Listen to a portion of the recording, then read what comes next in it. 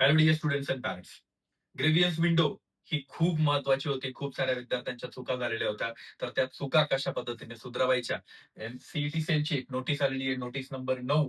आणि आजच नोटीस आली आहे. जस्ट एक 2 तास झाले असतील नोटीस येऊन. आणि लगेच ह्या नोटीसवरती एक्झॅक्टली आपल्याला काय चेंजेस करता येणार आहे विद्यार्थ्यांना, याबद्दल ही नोटीस आहे. सो हे पॉइंट्स आहेत, 14 पॉइंट्स, 13 ते 14 पॉइंट्स आहेत. ते पॉइंट प्रॉपरली विद्यार्थ्यांनी समजून घ्या. तुम्हाला काय चेंजेस करता येतील, त्याचे रूल्स काय, सपोर्टिव्ह डॉक्युमेंट्स कसे लागणार आणि ग्रेव्हियन्स विंडो एक्झॅक्टली कुठे चेंज करायला भेटणार आहे, याबद्दल हा व्हिडिओ आहे. व्हिडिओला शेवटपर्यंत बघा. सीईटी सेल नोटीसमध्ये आलेलं होतं की तुम्हाला ग्रेव्हियन्स विंडो भेटणार आहे, तर ती ग्रेव्हियन्स विंडो कशा पद्धतीने भेटणार आहे ते आपण बघूया. सगळ्यात महत्वाची गोष्ट, इन्स्ट्रक्शन बघूया. आपल्याला इन्स्ट्रक्शन इम्पॉर्टंट आहे की एक्झॅक्टली त्या इन्स्ट्रक्शन मध्ये कशा पद्धतीने चेंजेस करता येतील किंवा काय काय चेंजेस करता येतील हे बघा. कॅन्डिडेट शॉल व्हेरीफाईड स्पेलिंग, नेमचं स्पेलिंग, कॅटेगरी, जेंडर, मार्क्स, त्याच्यानंतर other relevant details publish in the provisional merit list. म्हणजे सगळ्यात महत्वाची गोष्ट, तुमची जी प्रोव्हिजनल मेरिट लिस्ट येणार आहे फॉर एक्झाम्पल, तर त्या मेरिट लिस्ट मध्ये एक्झॅक्टली तुमचे सगळे डिटेल्स प्रॉपर चेक करून घ्या. त्यानंतर तुमच्या कॅटेगरीमध्ये काही मिस्टेक असतील तर त्या कॅटेगरी मधल्या मिस्टेक कशा पद्धतीने चेक करायच्या किंवा चेंजेस करायचे ग्रेव्हियस विंडो मध्ये, या व्हिडिओमध्ये मी सांगणार आहे. Second, in case of discrepancy or other error above mentioned details, candidate may raise grievance through login only. म्हणजे तुमचं जे लॉगिन आहे त्या ग्रेव्हियन्स थ्रू लॉगिन मधूनच तुम्ही ग्रेव्हियन्स रेज करू शकता. त्या ठिकाणी मेलद्वारे तुमची ग्रेव्हियन्स ऍक्सेप्ट होणार नाही. ईमेल करत बसू नका. तुमच्या ज्या पर्टिक्युलर विंडो आहे त्या विंडो मधूनच ग्रेव्हियन्स अपडेट करा. तिथेच तुम्हाला क्युरीचं सोल्युशन भेटणार आहे. Grievance link given in the candidate login, म्हणजे कॅन्डिडेटचं जेव्हा लॉगिन करणार आहे त्या कॅन्डिडेटच्या लॉगिन मध्येच ग्रेव्हियन्स विंडो देण्यात आलेली आहे. ते कशा पद्धतीने करायचं तर तेही मी तुम्हाला एखाद्या मुलाची प्रोफाईल लॉगिन करून आणि ते दाखवणार आहे, पण ती नेक्स्ट व्हिडिओमध्ये. आता आपण फक्त रूल समजून घेऊया. Candidate can raise grievance only once. एकदाच तुम्ही ग्रेव्हियन्स तुम्ही रेज करू शकता. म्हणजे तुम्ही करेक्शन फक्त एकच करू शकता, दुसरं करेक्शन करू शकत नाही. एकच करेक्शन त्या ठिकाणी अलाउड आहे. त्यामध्ये objection for more than one field चालणार नाही. Example, gender, category, specified reservation etcetera, हे सर्व तुम्ही त्या ठिकाणी चेंज करू शकता. Candidate should ensure that they have the check all details and the raise grievance. म्हणजे तुमच्या सगळ्या डिटेल्स चेक करून घ्या, त्यानंतरच ग्रेव्हियन्स अपडेट करा. आणि महत्वाची गोष्ट, कॅन नॉट बी एडिट. म्हणजे तुम्ही जी ग्रेव्हियन्स रेज कराल, ती जी क्युरी रेज कराल ती एडिट होत नाही. लक्षात ठेवा, जी ग्रेव्हियन्स प्रॉपर एकदा तुम्ही हे करणार आहे, रेज करणार आहे, ती एडिट होत नाही ना डिलीट होते. सो विद्यार्थी मित्रांनो, चुकीने प्रॉपर पद्धतीनेच तुमची ग्रेव्हियन्स तुम्ही त्याचा युज करा. ऍडिशनल डिलिगेशन ग्रेव्हियन्स परमिटेड आफ्टर सबमिशन, हे सर्वांनी कॅनॉट बी एडिटेड और नॉर एनी ऍडिशनल. तुम्ही ऍडिशन पण नाही करू शकत आणि डिलिगेशन बी नाही करू शकत. पॉईंट नंबर 6 वरती येऊया. पॉईंट नंबर 6 वरती एकदम क्लिअर लिहिलेलं आहे. In case of candidate 6 any correction in the detail of submitted रजिस्ट्रेशनच्या दौरान, तर shall be mandatory to submit requisite supportive document. म्हणजे तुम्हाला फॉर एक्झाम्पल तुमची काही सपोर्टिव्ह हिल एरिया राहून जाईल, कोणाचं डिफेन्स राहिलेलं असेल, कोणाची कॅटेगरी मेन्शन नसेल, तर त्यासाठी कॅटेगरी सर्टिफिकेट, त्यानंतर त्याची व्हॅलिडिटी प्रॉपर अपलोड करणं गरजेचं आहे, तरच ते करेक्शन होणार आहे. हे सर्वांनी लक्षात घ्या. Supportive documents is a mandatory. Without supportive documents कोणतंही करेक्शन होणार नाही आहे. एक सरळ लाईन मध्ये सांगतो. कोणी म्हणत असेल की सर आमच्याकडे डॉक्युमेंट्स नाही, फक्त ग्रेव्हियन्स करू, म्हणजे क्युरी रेज करू, नाही. सपोर्टिव्ह डॉक्युमेंट असल्याशिवाय कुठलीही क्युरी रेज होणार नाही आणि सोल्युशन पण भेटणार नाही. For the changes in every field, supportive documents predicting that field required, candidate allow to upload multiple documents for the purpose.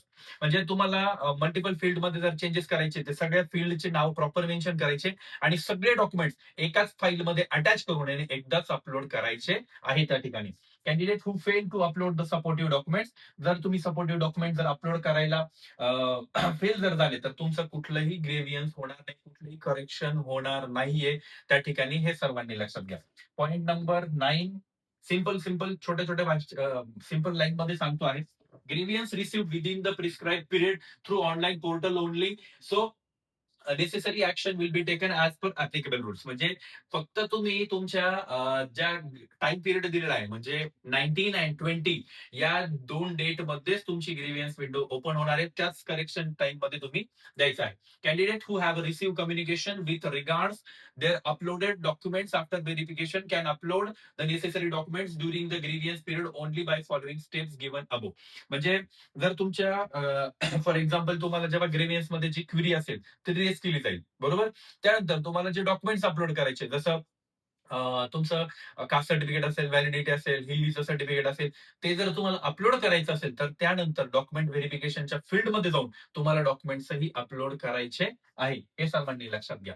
त्यानंतर candidate who have uploaded the receipt should note that receipt of any documents except कोणते document सोडून, CVC of OBC, except बघून घ्या, CBC of OBC या CBC category will not consider and the claim will not accepted. म्हणजे बघा, फक्त या दोनच कॅटेगरीची रिसिप्ट त्या ठिकाणी ऍक्सेप्ट करणार आहेत, बाकी कुठलीही रिसिप्ट ऍक्सेप्ट होणार नाही. सो ज्या विद्यार्थ्यांनी एससी किंवा सॉरी फॉर एक्झाम्पल बाकीचे दुसरे कॅन्डिडेट असतील एनटी वगैरे, तर त्या विद्यार्थ्यांनी जर रिसिप्ट जर त्या ठिकाणी अपलोड केलेली असेल तर ती ऍक्सेप्ट होणार नाही, क्लिअरली मेन्शन केलेलं आहे.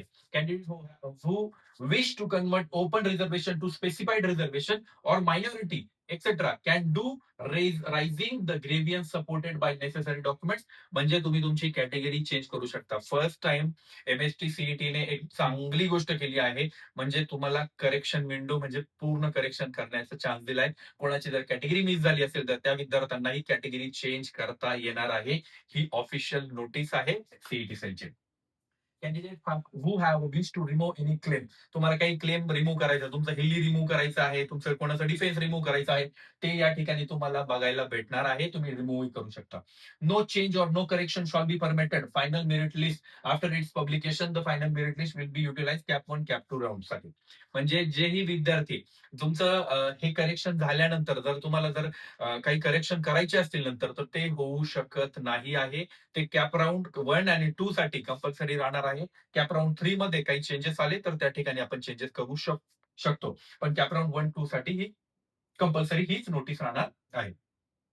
सर्वात महत्वाची गोष्ट अशी आहे की विद्यार्थी मित्रांनो, ग्रेव्हियन्स विंडो ही first time Maharashtra state CET सेलने दिलेली आहे.